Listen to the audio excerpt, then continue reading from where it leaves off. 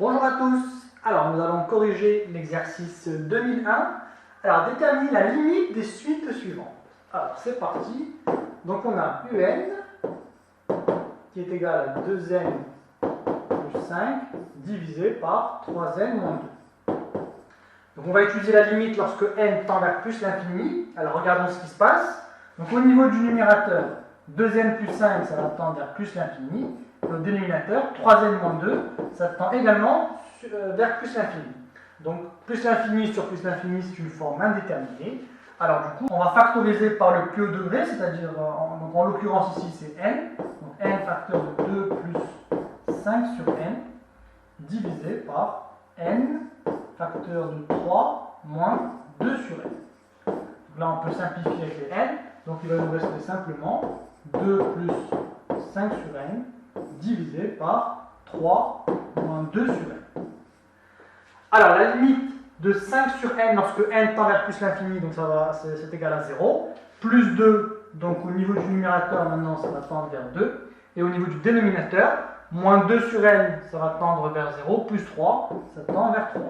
Donc par quotient, on va en déduire que la limite de un, lorsque n tend vers plus l'infini, c'est égal à 2 tiers.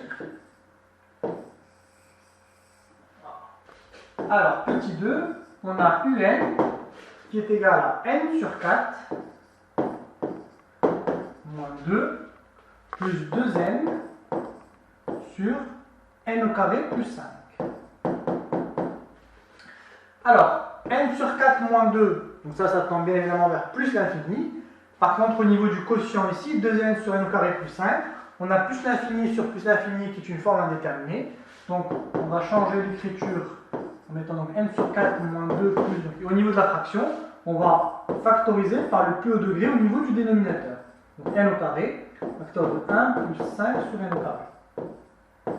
Alors, on va simplifier maintenant. Donc, ça va nous faire n sur 4 moins 2 plus, on va simplifier par n, donc plus 2 sur n, facteur de 1 plus 5 sur n au carré.